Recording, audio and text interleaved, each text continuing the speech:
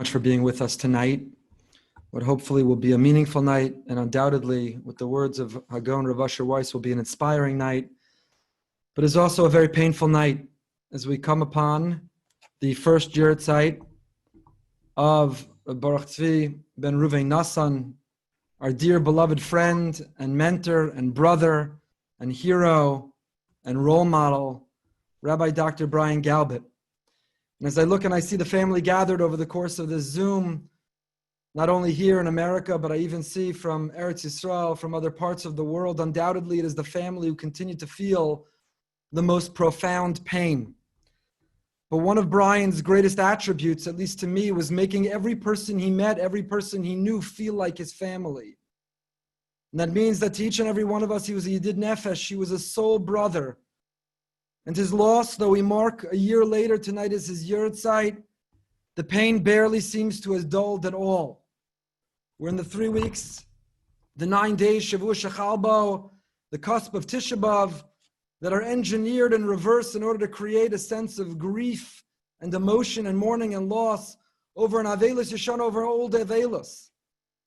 And yet, though this is the first yahtzeit, and B'derech HaTeva, the Gemara Chazal say that with the passage of time, a person is designed to forget and to be able to heal, nevertheless, this loss.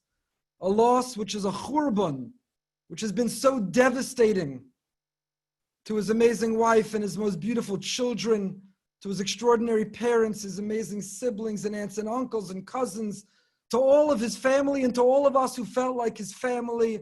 A year later, the loss has not dissipated. It's not eased at all. The Gemara Rosh Hashanah Daf Yerches tells us, "Misason shel tzadikin kesreifas beis Elokeinu."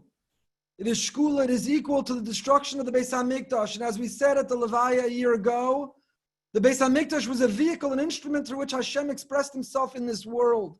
And the tzadikim, the righteous, they are our contact with the divine. They are how we see and have faith and confidence and know that he is there.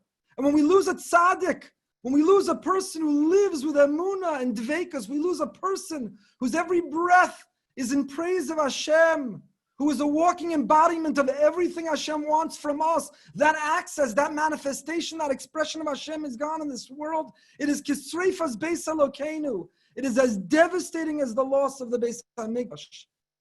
And that loss of Brian remains for us a year later, so profound and so deeply painful to his family and to all of us. I know, looking out at family and dear friends, that you feel as I do. These last 4 months, as globally we've gone through a pandemic, how many times, not in the months or the weeks, but how many times a day do every one of us ask ourselves how badly we need Brian now? Brian's encouragement, and Brian's faith, and Brian's words, Brian's emunah, and Brian's strength.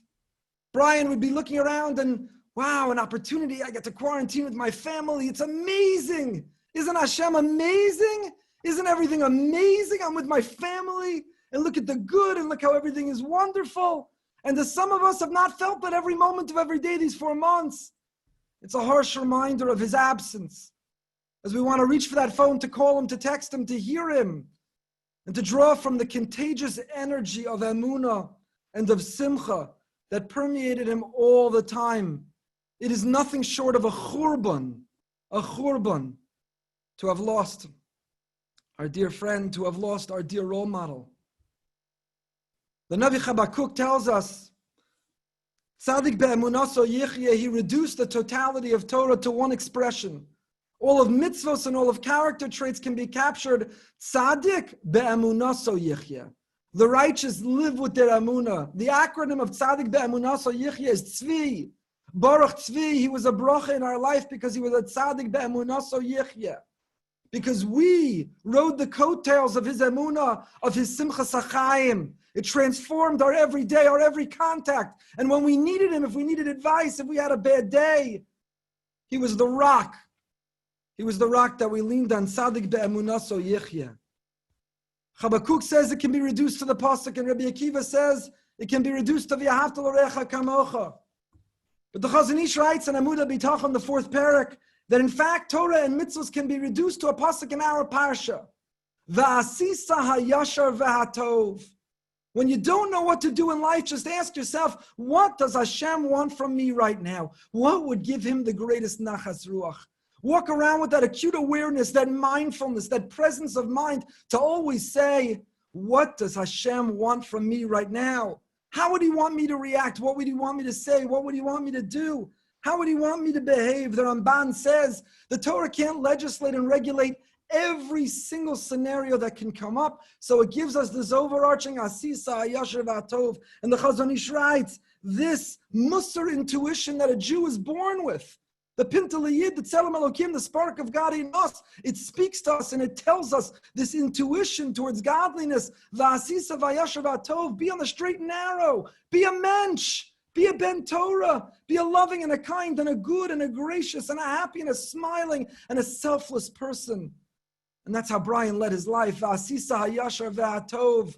That's why he was matzachein b'nei Elokim v'adam, beloved by everyone who knew him. Family, friends, patients, colleagues, chavrusas, rebbeim, beloved by everyone and undoubtedly, beloved most of all, and welcome to Shemayim, by the Ribono Shel Olam himself. Baruch Tzvi, Tzadik be'emunaso yichya, v'asisa hayashar v'hatov. He lived a life of yashar, and he lived a life of tov, and that's who he was in every given moment. There's a story, I don't think I shared any of the context or writings, because really, if you think that I speak often about Brian,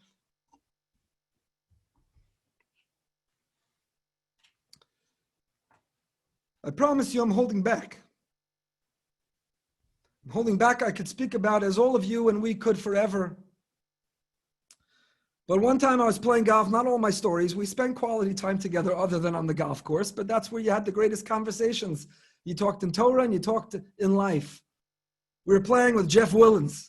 I remember where, and I remember what hole we were on, when one of the people from the golf course drove up in a golf cart to ask, does anyone here have a Volvo SUV? So Brian with his characteristic smile said, yes, I do. So he said, well, we have bad news. A vandal ran through the parking lot and for no reason smashed the windshield of random cars.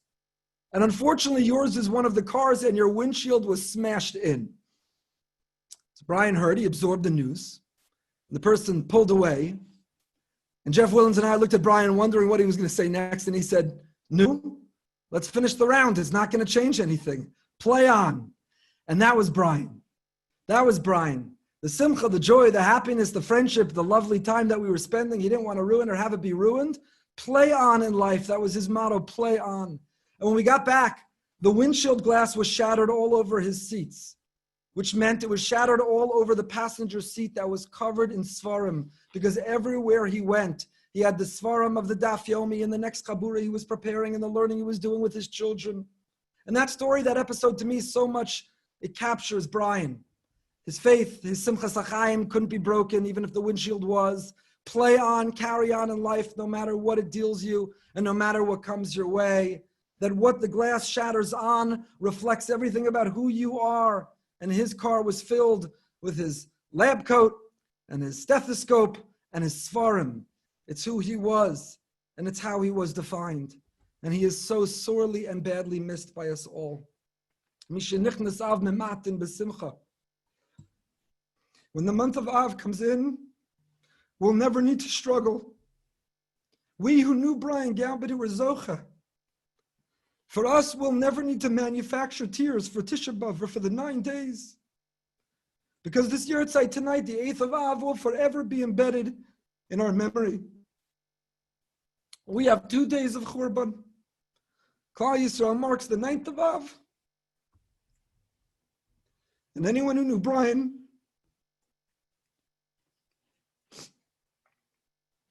also marks the 8th of Av.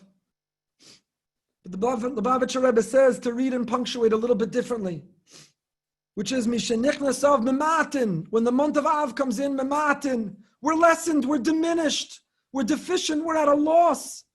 And yet, what Chazal were telling us is Mishenichnas Av Mematin. We may be less, we may be diminished, but we have to do it b'simcha, even when we're Mematin. Even when we're diminished and deficient and at a loss, even when we're broken by a churban, He taught us, Brian, it has to be b'simcha. And so tonight, with no further ado, Brian would want nothing more and wouldn't be honored by anything greater than Talmidei Chachamim, Gedolei Yisrael, Rosh Yeshiva, and Poskim, who would teach Torah to honor and elevate his memory. Brian admired and grew close with Hagon Rav Asher Weiss Shlita, and many friends and family dedicated Rav Asher's Sefer on Emunah, the Minchas Asher and Emunah in Brian's memory, which meant so much to Brian. Rav Asher davened and cared and inquired about Brian's well-being. Sunday, his great Rosh Yeshiva from Or Yerushalayim, Rav Sisevsky, will deliver a shir in his personal connection, and I hope everyone will tune in then as well. Obviously, understandably, with the time change, the hour is extraordinarily late in Israel, so Rav Asher recorded and just got to us the recording of a special shir that is devoted to Brian with the beautiful introductory words.